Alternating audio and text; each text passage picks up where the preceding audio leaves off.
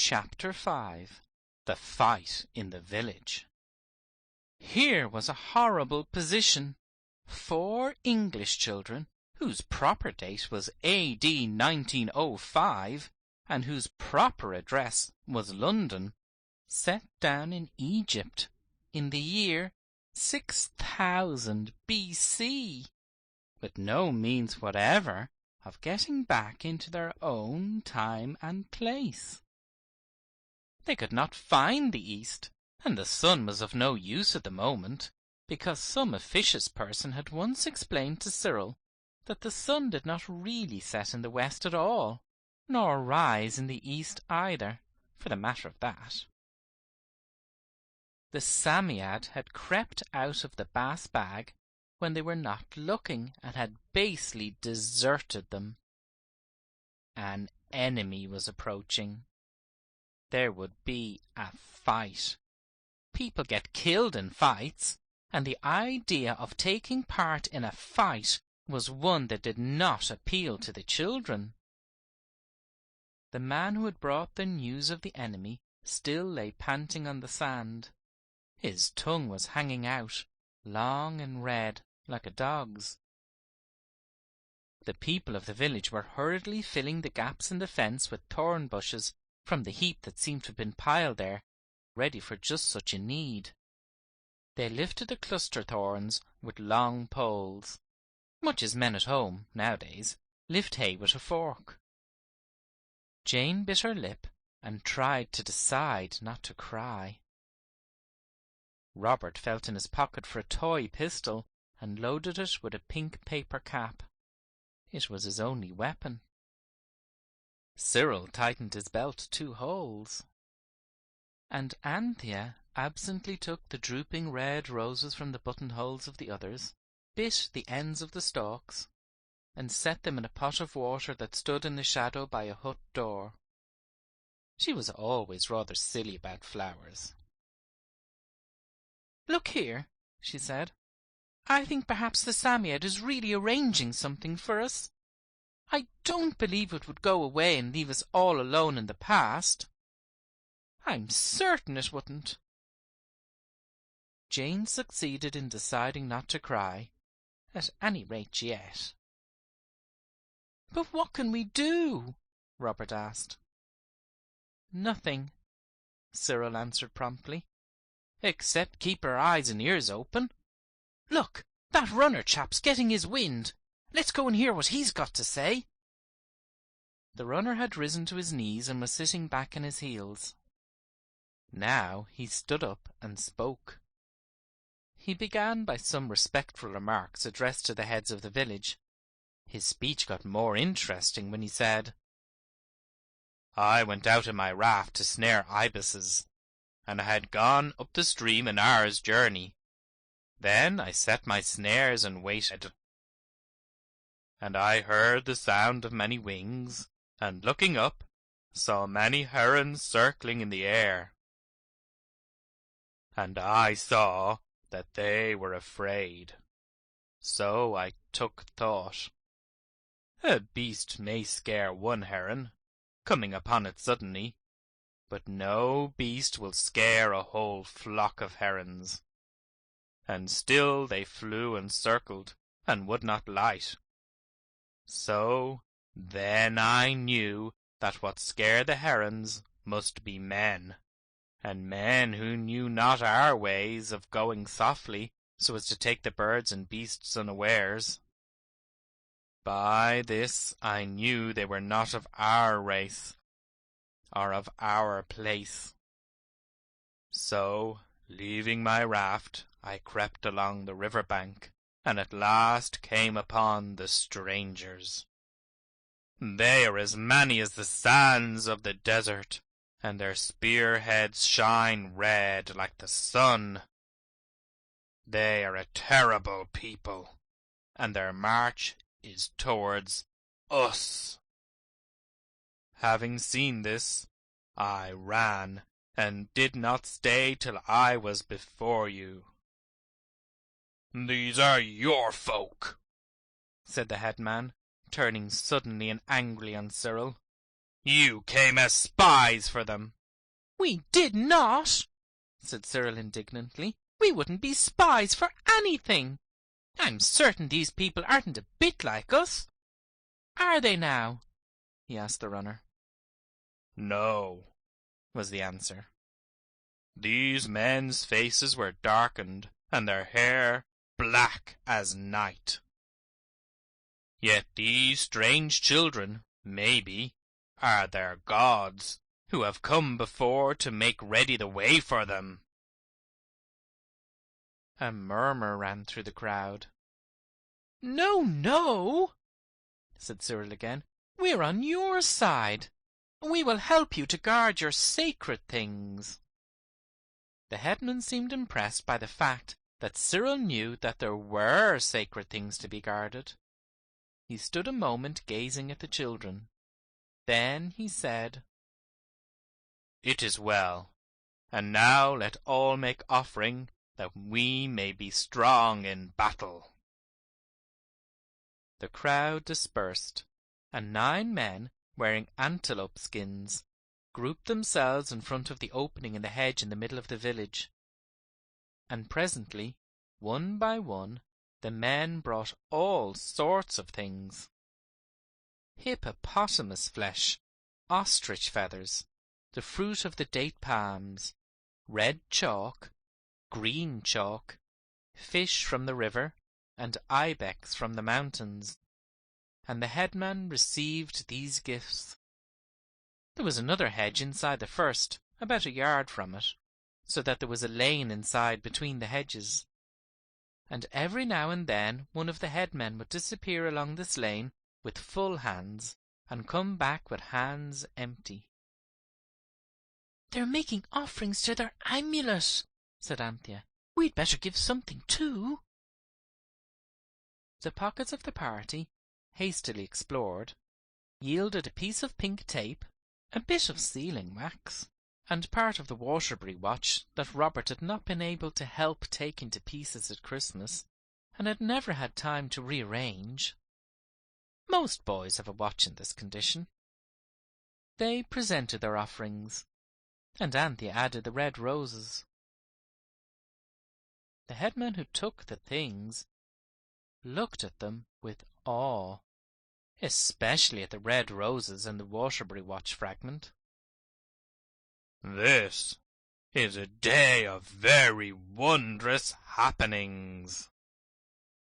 I have no more room in me to be astonished. Our maiden said there was peace between you and us. But for this coming of a foe, we should have made sure. The children shuddered. Now speak. Are you on our side? Yes, don't I keep telling you we are? Robert said. Look here, I will give you a sign. You see this? He held out the toy pistol. I shall speak to it, and if it answers me, you will know that I and the others are come to guard your sacred thing, that we've just made the offerings to. Will that God whose image you hold in your hand speak to you alone, or shall I also hear it? Asked the man cautiously. You'll be surprised when you do hear it, said Robert. Now then. He looked at the pistol and said, If we are to guard the sacred treasure within, he pointed to the hedged-in space, speak with thy loud voice, and we shall obey. He pulled the trigger and the cap went off. The noise was loud, for it was a 2-shilling pistol, and the caps were excellent. Every man, woman, and child in the village fell on its face in the sand. The headman, who had accepted the test, rose first. The voice has spoken, he said. Lead them into the ante-room of the sacred thing. So now the 4 children were led in through the opening of the hedge and round the lane till they came to an opening in the inner hedge, and they went through an opening in that, and so passed into another lane. The thing was built something like this, and all the hedges were of brushwood and thorns. Drawing of maze omitted. "It's like the maze at Hampton Court," whispered Anthea. The lanes were all open to the sky, but the little hut in the middle of the maze was round-roofed, and a curtain of skins hung over the doorway. "Here you may wait," said their guide, "but do not dare to pass the curtain." He himself passed it, and disappeared. "But look here," whispered Cyril. "Some of us ought to be outside in case the Psammead turns up." "Don't let's get separated from each other, whatever we do," said Anthea. "It's quite bad enough to be separated from the Psammead. We can't do anything while that man is in there. Let's all go out into the village again. We can come back later now we know the way in. That man'll have to fight like the rest, most likely, if it comes to fighting. If we find the Psammead, we'll go straight home. It must be getting late, and I don't much like this mazy place." They went out and told the headman that they would protect the treasure when the fighting began. And now they looked about them and were able to see exactly how a first-class worker in flint flakes and notches an arrowhead or the edge of an axe. An advantage which no other person now alive has ever enjoyed. The boys found the weapons most interesting. The arrowheads were not on arrows such as you shoot from a bow, but on javelins, for throwing from the hand. The chief weapon was a stone fastened to a rather short stick, something like the things gentlemen used to carry about and call life-preservers in the days of the garrotters. Then there were long things like spears or lances, with flint knives, horribly sharp, and flint battle-axes. Everyone in the village was so busy that the place was like an ant-heap when you've walked into it by accident. The women were busy, and even the children. Quite suddenly all the air seemed to glow and grow red. It was like the sudden opening of a furnace door, such as you may see at Woolwich Arsenal, if you ever have the luck to be taken there. And then, almost as suddenly, it was as though the furnace doors had been shut, for the sun had set, and it was night. The sun had that abrupt way of setting in Egypt 8,000 years ago, and I believe it has never been able to break itself of the habit, and sets in exactly the same manner to the present day. The girl brought the skins of wild deer and led the children to a heap of dry sedge. "My father says they will not attack yet. Sleep," she said, and it really seemed a good idea. You may think that in the midst of all these dangers the children would not have been able to sleep. But somehow, though they were rather frightened now and then, the feeling was growing in them, deep down and almost hidden away, but still growing, that the Psammead was to be trusted, and that they were really and truly safe. This did not prevent their being quite as much frightened as they could bear to be without being perfectly miserable. "I suppose we'd better go to sleep," said Robert. "I don't know what on earth poor old nurse will do with us out all night. Set the police on our tracks, I expect. I only wish they could find us. A dozen policemen would be rather welcome just now, but it's no use getting into a stew over it," he added soothingly.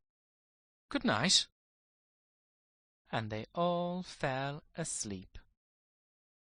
They were awakened by long, loud, terrible sounds that seemed to come from everywhere at once.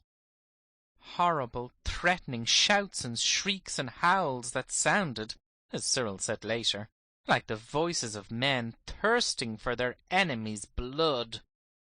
"It is the voice of the strange men," said the girl, coming to them trembling through the dark.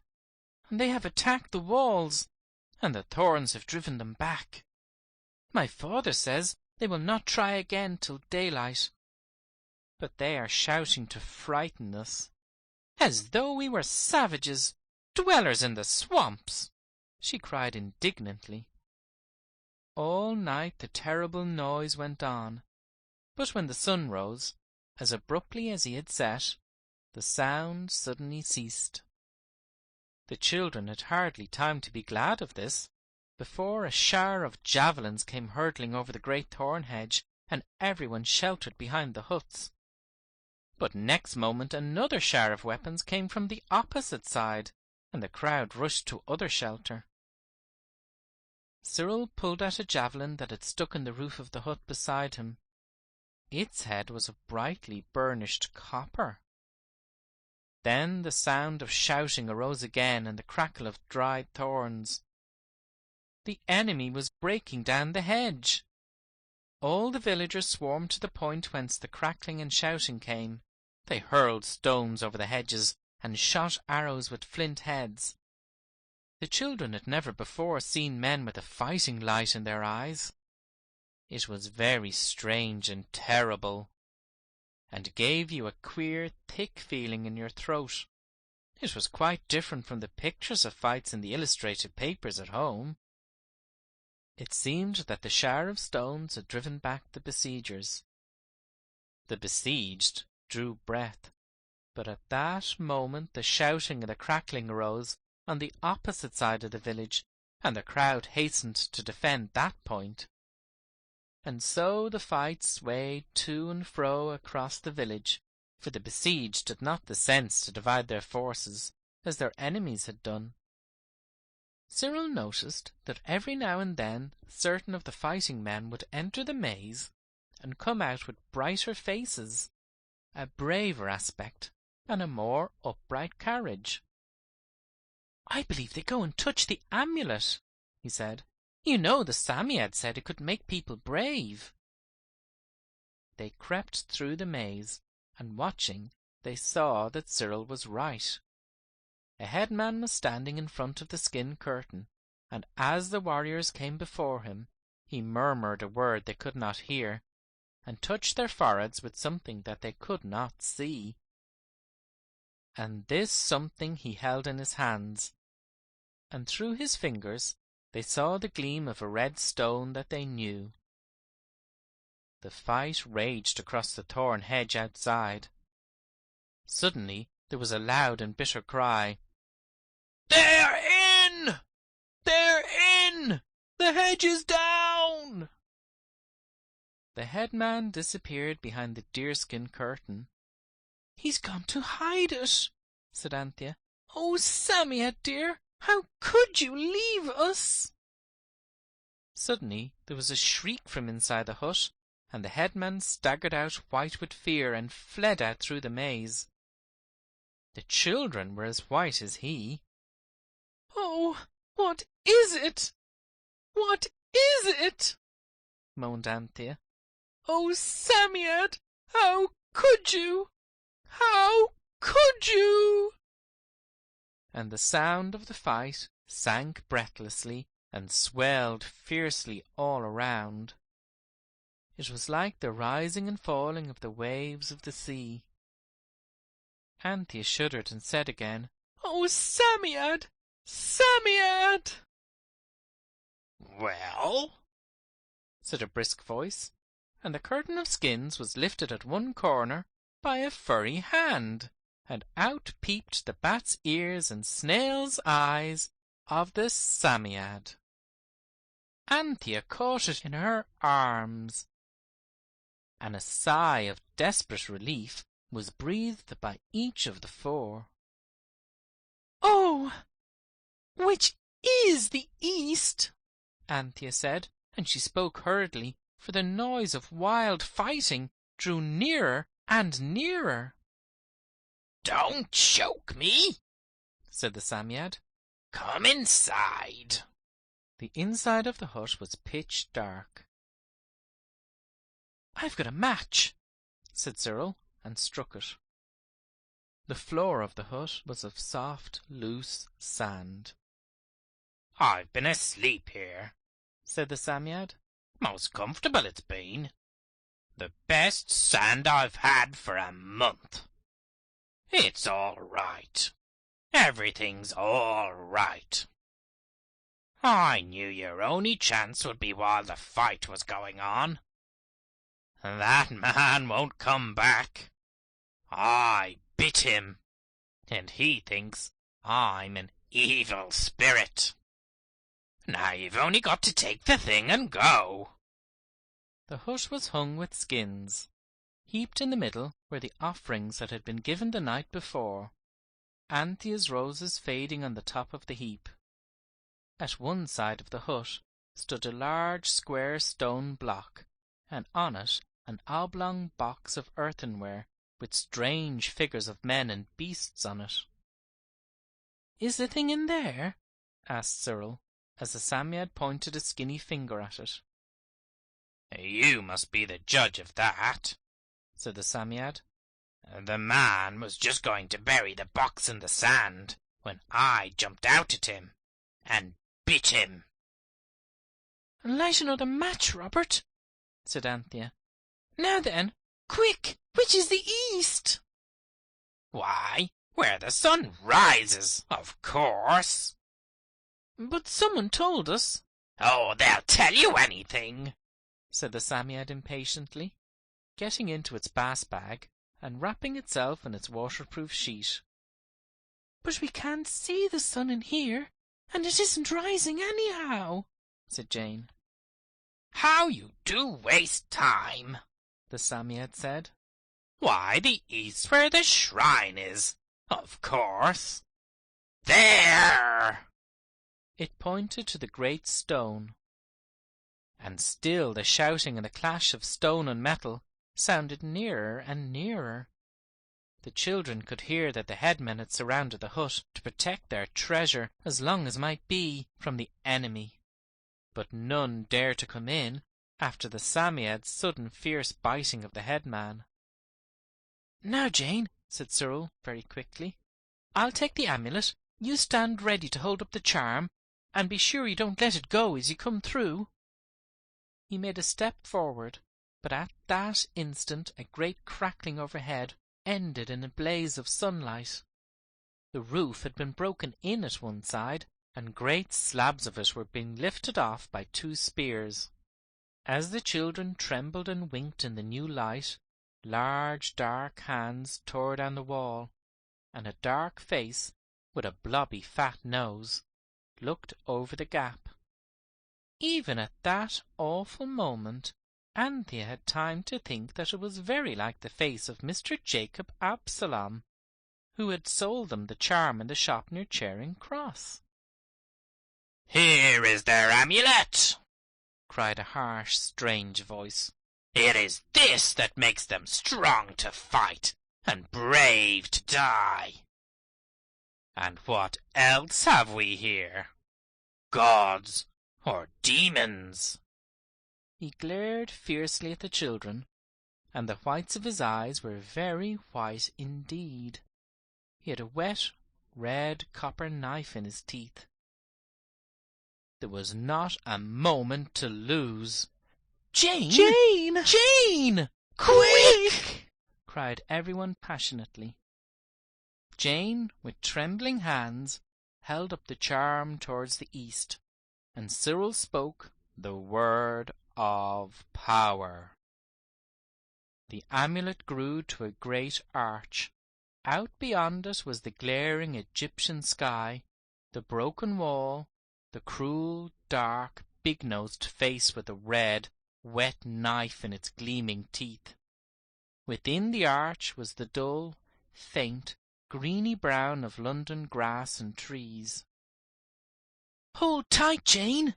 Cyril cried, and he dashed through the arch, dragging Anthea and the Psammead after him.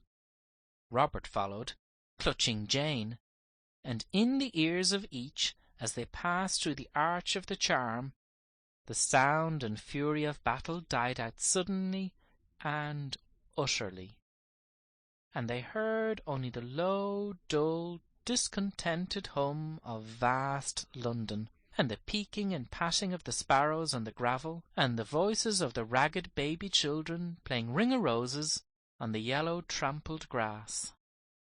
And the charm was a little charm again in Jane's hand, and there was the basket with their dinner and the bath buns lying just where they had left it. "My hat!" said Cyril, drawing a long breath. "That was something like an adventure." "It was rather like one, certainly," said the Psammead. They all lay still, breathing in the safe, quiet air of Regent's Park. "We'd better go home at once," said Anthea presently. "Old Nurse'll be most frightfully anxious. The sun looks about the same as it did when we started yesterday. We've been away 24 hours. The buns are quite soft still," said Cyril, feeling one. "I suppose the dew kept them fresh." They were not hungry, curiously enough. They picked up the dinner basket and the Psammead basket and went straight home. Old Nurse met them with amazement. "Well, if I ever did," she said. "What's gone wrong? You soon tired of your picnic." The children took this to be bitter irony, which means saying the exact opposite of what you mean in order to make yourself disagreeable. As when you happen to have a dirty face, and someone says, "How nice and clean you look." "We're very sorry," began Anthea, but old Nurse said, "Oh, bless me, child, I don't care. Please yourselves and you'll please me. Come in and get your dinners comfortable. I've got a potato on a boiling." When she'd gone to attend to the potatoes, the children looked at each other. Could it be that old Nurse had so changed that she no longer cared that they should have been away from home for 24 hours, all night in fact, without any explanation whatever? But the Psammead put its head out of its basket and said, "What's the matter? Don't you understand? You come back through the charm arch at the same time as you go through it. This isn't tomorrow." "Is it still yesterday?" asked Jane. "No, it's today. The same as it's always been. It wouldn't do to go mixing up the present and the past, and cutting bits out of one to fit into the other." "Then all that adventure took no time at all?" "You can call it that if you like," said the Psammead. "It took none of the modern time, anyhow." That evening Anthea carried up a steak for the learned gentleman's dinner. She persuaded Beatrice, the maid of all work, who had given her the bangle with the blue stone, to let her do it. And she stayed and talked to him, by special invitation, while he ate the dinner.